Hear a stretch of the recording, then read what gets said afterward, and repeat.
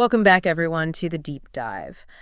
Today, we're going to be looking at something that I think is on a lot of parents' minds these days, and that's the potential downsides of Android phones for kids. Yeah. We actually found this really interesting podcast script in Hindi that really dives into this topic. Interesting. And it brings up a lot of points that I think will be really valuable for us to explore today. Yeah, I think it's fascinating to see how other cultures approach these kind of universal challenges with technology. Exactly. And this script in particular is really interesting because they don't shy away from some of the tougher questions about the risks. Absolutely. Well, and I think that are associated with kids having these devices. I think the most obvious one that we all think about and hear about all the time is screen time. Yeah. Right?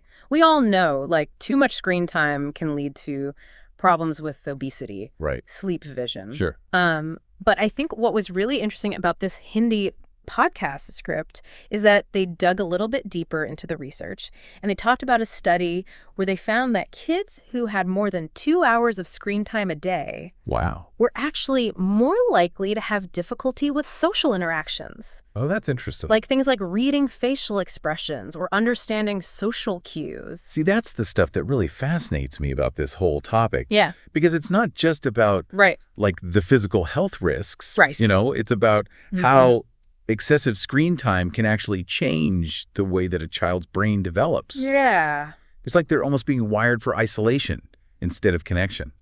It's unsettling when you think about that. Yeah. Especially when you think about how addictive these devices are. Right. I mean, it's not just like a screen. It's like a whole world of entertainment and distraction in their hands. It's tough for adults to put these things down. Oh, absolutely. So you can only imagine how much harder it is for kids whose impulse control, you know, it's still developing. And I think, you know, especially with Android phones, they're designed in a way to keep you engaged. Oh, yeah, for sure. Right. You've got the constant notifications. You've got the updates, the apps. The apps are engineered to be as addictive as possible. It's a tough environment for anyone to navigate, let alone a child. I've caught myself many times. Oh, yeah. You know, mindlessly scrolling. Oh, absolutely. And I'm an adult. Right. I can't imagine what it's like for a kid to try to resist that. Yeah, I know. You know, that pull. That's constant.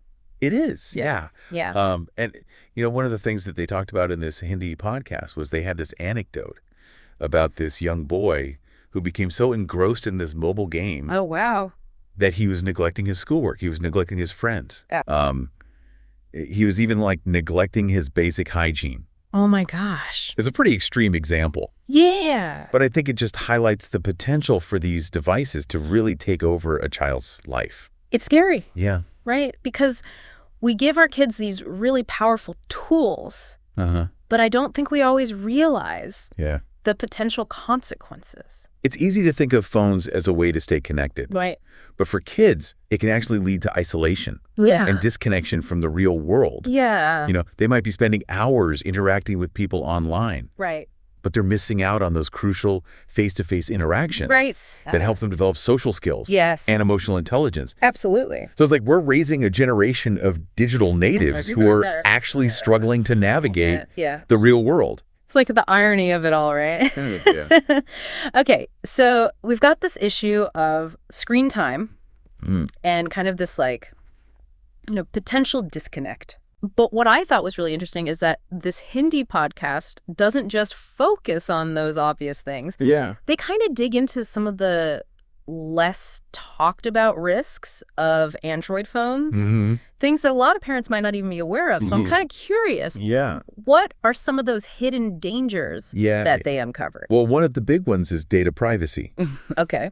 Did you know that those seemingly harmless, you know, games and apps that kids love are actually collecting a ton of information about them? Wow. Everything from their location to their browsing history to even their contacts. I had no idea. Yeah. I mean, I knew that data collection was a thing, but I didn't realize it was happening to this extent with kids' apps. It's happening. And a lot of these apps, they aren't exactly known for their, you know, strong security measures. Oh, no. So that means this data is vulnerable to hacks Oh, gosh. breaches. Yeah. And for a child, that could be especially dangerous because their identity is still being formed. Right. You know, they haven't even established a credit history yet, and suddenly they're at risk of identity theft, or even worse. That's terrifying. It is a very real risk. Yeah. And, they actually talked about a case in this Hindi podcast. Oh, really? Where a group of children were targeted by online predators. Oh, wow. Who had gained access to their personal information through a gaming app. Gosh, that's awful. It's a chilling reminder that these risks are very real. It is, yeah. So what can we do about it? I mean, you can't exactly, keep your kids off the internet entirely. It's just not realistic. No, it's not. Oh. But we can be more informed, more proactive. Okay. I think one of the things that they suggested is that parents start by becoming familiar with the apps that their kids are using. Yeah. Look at the privacy policies. Okay. Talk to your kids about the information they're sharing. Yeah. And be especially cautious about apps that request access to things like location contacts. Right. Or the camp. That makes sense. Yeah. I guess I've been kind of naive in thinking that, if it's available in the App Store, it must be safe. Yeah.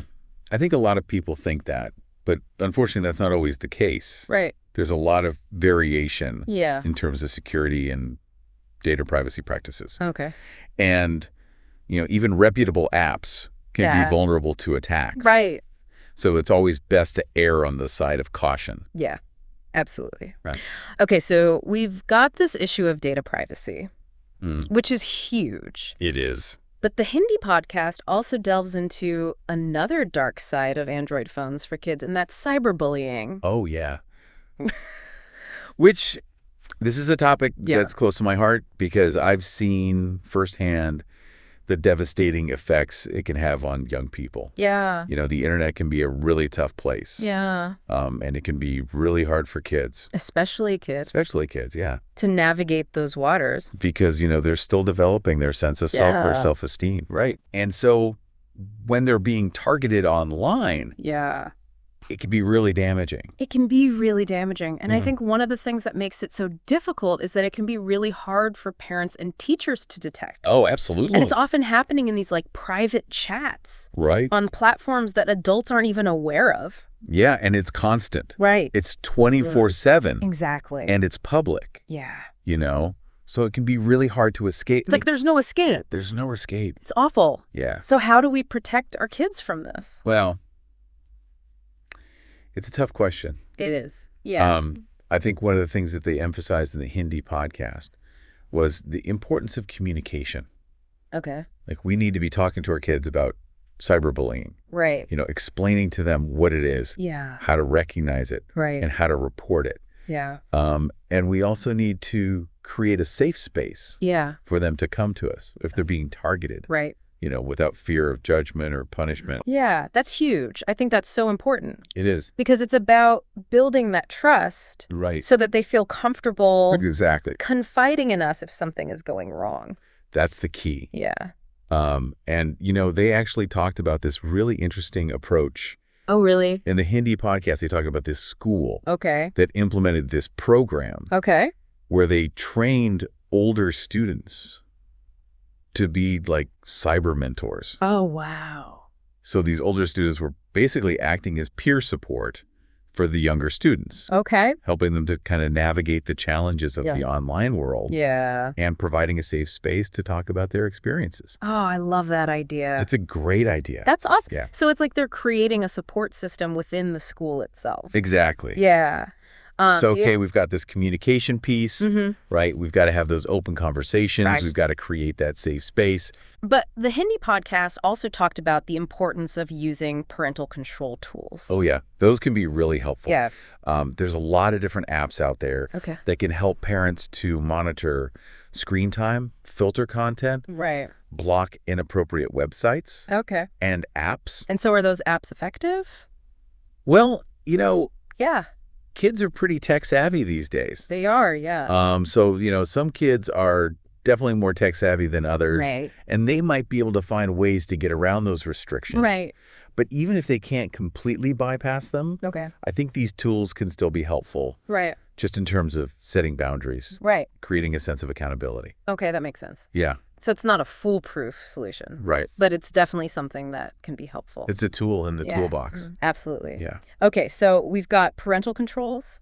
We've got the open communication. We've got healthy screen time habits. But the Hindi podcast also mentioned something about child-friendly phones. Yeah. What are those? So these are basically phones that are designed specifically for kids. Okay. They often have limited functionality. Okay. Built-in parental controls. Okay. And a curated selection of age-appropriate apps and games. Okay, so it's like a more controlled environment. Yeah, exactly. So that sounds like a really good option for younger kids. I think so. Yeah. It's a way to give them access to technology without exposing them to all the risks of a full-fledged smartphone. Right.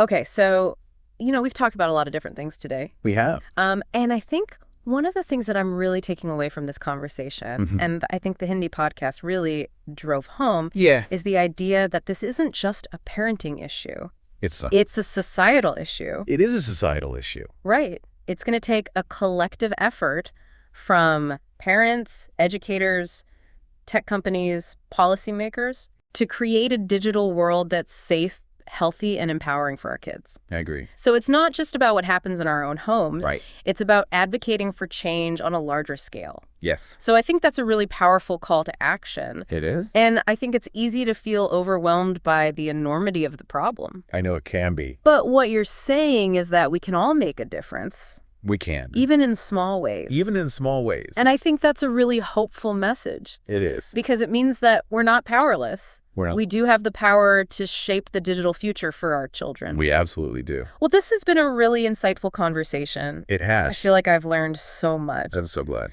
And I'm definitely going to be approaching this topic with a fresh perspective. That's great to hear. Thank you so much for sharing your expertise with us today. Oh, it was my pleasure. And to all of you listening out there, thank you for joining us on the Deep Dive. Yes, thank you. We hope you found this episode informative and empowering. Absolutely. Remember, knowledge is power.